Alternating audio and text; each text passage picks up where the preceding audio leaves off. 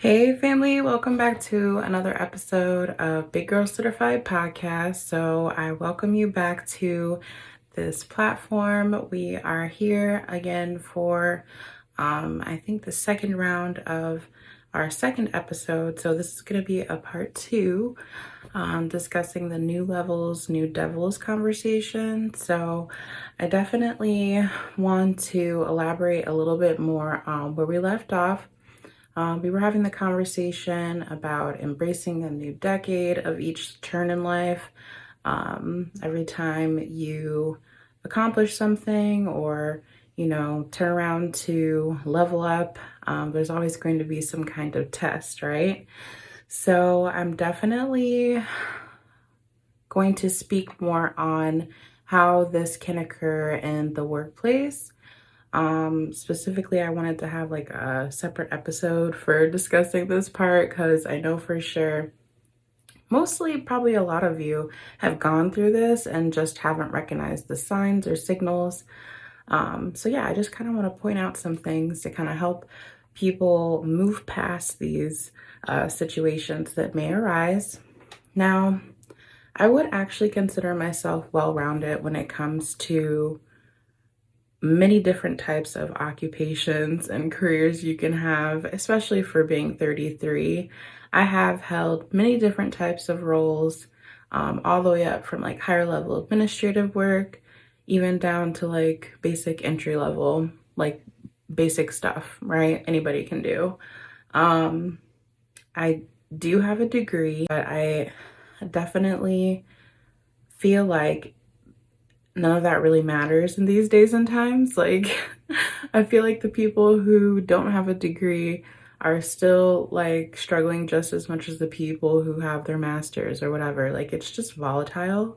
The whole kind of, you know, employment industry, everything going on with people looking for work and whatever's going on in the world these days. So I don't want to get into the humdrum conversation about that. That's a whole different topic. I'm more so focusing in on, I don't know if you guys have ever heard people say like, oh, chosen ones aren't meant to work a 9 to 5. Like, chosen ones aren't meant to thrive in the workplace field, in any workplace. Um, you know, that whole discourse kind of, I used to really go along with it. Like, oh, maybe if you are like one of God's chosen like people, you're meant for a higher calling. So you're not meant to be in any kind of like 9 to 5 position. But then the more I started getting older, the more different kind of positions I started working, the more I started to realize that's not exactly true. I feel like honestly, the chosen ones are meant to thrive in those kind of places. Like, we're meant to stand out. We're meant to be the top notch. Probably should be in a leadership role, quite honestly.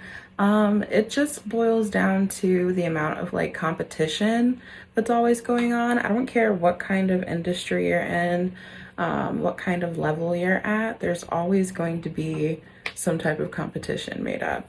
I'm not even one of those people that's necessarily that competitive. I feel like, I'm here to do my job. I'm going to read whatever criteria I need to meet. I'm going to meet those requirements, and do whatever I need to do to show up and do my job. It's never been an instance where I go into a new work setting and I'm like, okay, who I gotta compete with today? Hey yo, what the fuck? I never I don't even operate like that. Just in my everyday life, in general. So I never really understood why it had to be that way, why it is that way. Currently, it's still that way. Um, and yeah, I just noticed more and more, a lot of people saying like, oh, I showed up, made it through the first week, and then I wanted to quit my job. It's like, why? You didn't even get to really get through training if you're only going through the first week. Like, what's going on? And usually it ends up being something either with like a fellow coworker or, oh, my boss and so, like whatever. So this is what made me want to come up and have a deeper dive into this conversation because I know I'm not the only one that has experienced this before. Definitely when I look back like entry-level jobs. I've worked in retail, I've worked in the food industry, I've worked I've worked at, like I said, corporate level jobs, so like administrative work, definitely like a wide range of things. And when I look back to like even the beginning, I think one of my first jobs was like working in retail, and also I was doing two jobs part-time. So I was also working as a busser at a restaurant. And y'all, I just remember being so nervous about that busser job. I never even envisioned myself working in a freaking restaurant. Like, it was one of those jobs I said, oh, I was never gonna do, but ended up doing. Same thing, like I worked in a nursing home before. I've had so many different positions. And like I say, you go in there with expectations to meet whatever your job requirements are, and it's always something. It's always something without a fail. So that's when I started getting more, like, this was probably like before my 20s. So I was still a teenager, working. I've been working since I was like, I don't know, 16. Is that the legal age? Whatever the legal age is working. I was working like 15 and a half, whatever it is. Yeah, so I've done customer service, all these different jobs, and without a fail, it's always some drama. Is it me? Am I the drama? I don't think I'm the drama. Maybe I am. Am I the villain? I don't think I'm the villain. As much as like I wanted to do a good job at whatever role I was in, I didn't realize, hey, you know, there's other people around you here. There's other people like watching you, paying attention to what you're doing. And if that was for whatever reason, if I might have been trying to like looking to move up in a job, or if I was just the new girl on, you know, on the block here, whatever position, yeah, people are always watching you. And I can say with my full chest, like, it's one of those things like you want to be mindful of when you're younger and working, because you never know like who could be potentially trying to use whatever against you to put you up out of your position. And if you got this job to potentially, you know, pay some bills, make some money, and it, you know, whatever your financial situation is, you need that. You need that. And you don't need the extra pressure from people trying to one up you, or, you know, trying to, you know, dock your ego down a bit. Like, if you go into a job and you're a younger person and you feel like you're confident you could do the job, my advice would just be don't overshare. I found myself like, I don't know, I'm just like a friendly person. I don't have any ill will meant for anyone like when I'm coming into these new scenarios. So I'm open. I'm going to share more about myself than what, well, I used to be this way. I'm going to feel like I can share more about myself, and it's an open forum. I'm in there talking about, you know, what kind of pets I have, my favorite color, like who my best friends are, where we grew up, what we did that weekend. But it's a lot of that is meant to be kept for yourself, because again, it's a workplace. Like, people don't need to know what you had for dinner last night. That doesn't need to be a part of the conversation. People don't need to know like when your roommates pissed you off the other day. Like, there's certain things you need to hold up to yourself, and I feel like that'll just protect you. Especially if you feel like you are one of the gifted ones and needing whatever kind of position or role that you need to work in to be able to pay the bills. I mean, whether you're chosen or not, you still got to live. You got to make a living for yourself. And I don't think it's right. Like, like I said, every workplace I've ever, it never fails. And I guess that's why people go to say, oh, I want to be an entrepreneur. I want to own my own business. I want to not have to clock in for anyone else. I want to be my own, you know, whatever. But even with that, there's going to be critics. There's going to be people that come for you no matter what you share about yourself. It's just one of those things of being mindful of how you show up again. So, I'm going to give a specific scenario because I feel like the older that I've gotten, even up until recently, like in my 30s, I still have been juggling like the struggle of wanting to have my own kind of, way within the world, but then also working in corporate America. And just being who I am, again, I'm feeling like, okay, I can work multiple jobs and pay my bills and be independent, right? Independent, strong Black woman, just like my mama raised me. Like everyone else, obviously, I'm trying to do what I can do to make things shake. And you can find yourself in certain scenarios. Like, I don't care if you work with people who look like you work with people who don't look like you work with people who don't even speak the same language as you. I mean, all the way across the world, there's always going to be certain situations where you're going to need to speak up for yourself. You're going to need to stand up for yourself, because this most recent situation, I have really tossed around in my mind if I want to talk about it or not. But man, I just have to say something. So, in life, when there's those certain life situations, and like, God has literally already shown you numerous times that you aren't meant to be there. Like, you aren't meant to be in this certain place anymore. So he's shown you and giving you examples saying, you gotta go. It's time for you to make your exit, stage left. Like, this is wrapped up. You're not meant to be in this experience anymore. I really think a lot of that comes from, like, people trying to feel you out in a certain role, saying what skill level you have and whatever. So I'm calling myself trying to work in a local community area. I'm not going to name no names, but like, working in a small business, trying to get some extra income on the side to make up the difference, because I had already been working 2 other part-time jobs, and I just feel like I wanted like something quick and easy I could do on the side to fill the rest of my income gap so I could, pay bills and stuff.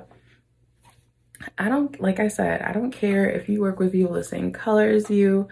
I really believe in that all skin folk and kinfolk, is that the saying? And this was probably one of the worst co-working experiences I've ever had.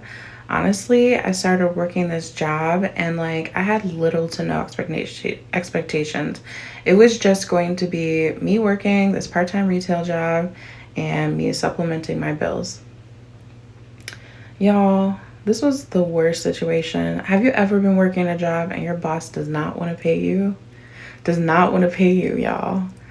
I'm thinking, oh, this is going to be like so easy. I just clean up around, help some customers. I've done this 10 times over again, because like I said, by this time I'm already in my 30s, so I've done retail before. It's nothing to me. And me thinking, oh, like, I'm working with similar minded people. I grew up in a Christian household, so it's just nice to be around people, who have faith. They, are truly like wanting to help out others and like support you in a way where you feel like, okay, like, this is comfortable, this is gonna be easy. There's nothing worse than showing up to work, doing all that you promised to do on your end, and then your boss comes in and says, oh, you're gonna have to wait till tomorrow for your check. Like, squeeze me. I showed up every day on time when you needed me, so where's my money? Like, I've got bills to pay, or little things like, oh, the check's gonna be this amount this time, and then I'll make up for it on the next check. Do you know how much anxiety? And I'm high functioning anxiety naturally, so I'm normally going to be able to deal with situations, but if you're anything like me, that's enough to make you want to flip. So just in general, like, in any kind of situation where I feel like there's this there's something going on, like, as far as like miscommunication or misunderstanding between us, or any kind of conflict that's arising, I usually give people 3 tries. It's like 3 strikes and you're out, right? one time, like I said, it was one situation. Second time, you're already pushing the limits. Third time, oh no, wife's definitely making her exit stage left. So it didn't take long for me to make my decision. Okay, Blythe, like you've given this its fair round, like you've given its fair run. Time to try and find something else to do, especially when it comes to like my finances and whatever.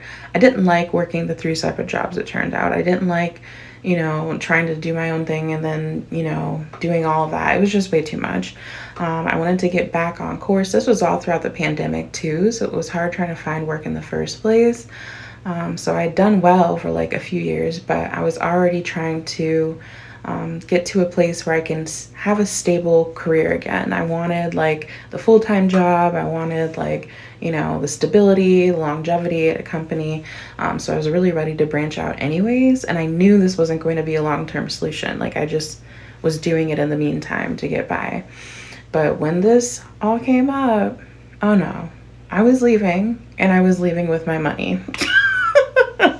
It's just that is that. And I had people giving me warnings like, oh, you don't want to get too involved. You don't want to be, and I'm literally just thinking like, it's not that deep. It's just like something on the side, like whatever.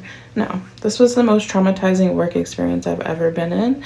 And I suggest if you ever find yourself in the same similar situation, speak the hell up. You have rights. You have things that you can call on to defend yourself.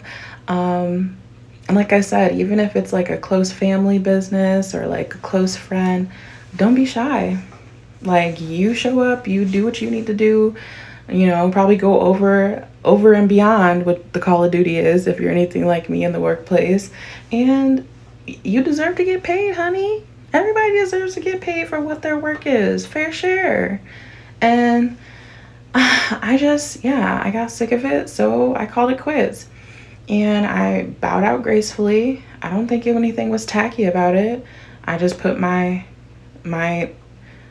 quitting letter through and I was leaving. So yeah, it was a learning experience, and every day is a learning experience. I don't care how old you get, you're always going to be learning something new. I feel like, when you go into situations with new scenarios, a job you never even pictured yourself doing. I worked in IT before, I don't even have a certification or a degree in IT. I'm sitting there learning as I go on the job and surprisingly doing it well. Lots of different scenarios, like I said, where people probably counted you out before you even step foot fully in the door. And that's where it goes to me saying, like, you never know why God will put you in a certain position.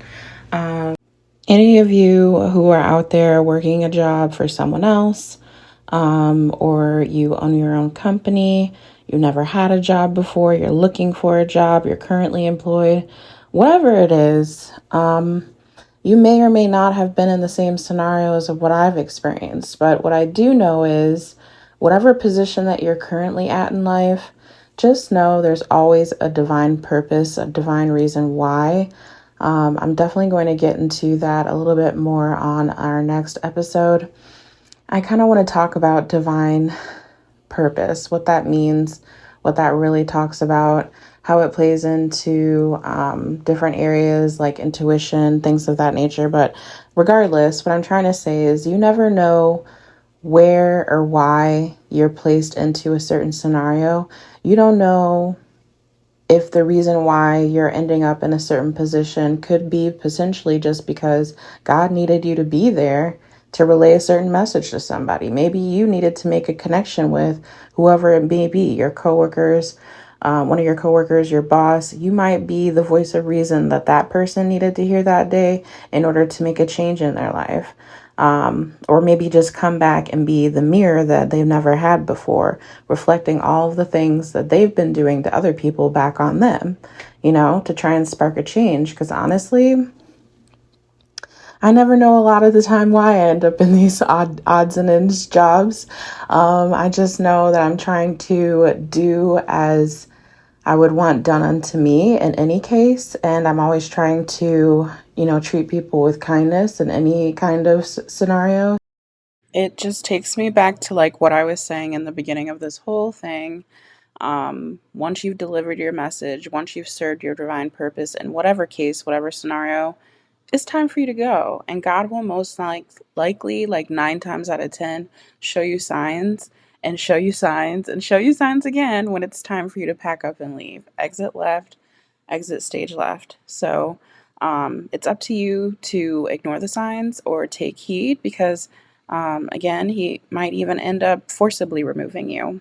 And usually, whenever the universe, God, whoever you believe in, takes their own control into things, it doesn't usually end up very pretty, but it gets the job done. So, um, I just, yeah, I'm a true believer that you're supposed to do, what's best. You're supposed to do better than the generation before you. And I mean, even if you're working with people your own age or you're working with older people or whatever the case is, just be the best you that you can be. Show up, show out in any scenario. I truly believe that. And I mean, like I said, it's up to you to take heed once your job is done. Otherwise, it's just pride before the fall, baby. I definitely embrace any opportunity that I get when a new one pops up. So yes, again, if you would resonate with being one of the quote unquote chosen ones, one of the divine earth angels amongst this earth, you're always walking with a purpose, whether you know it or not. Intentionally or unintentionally, you're always walking with purpose.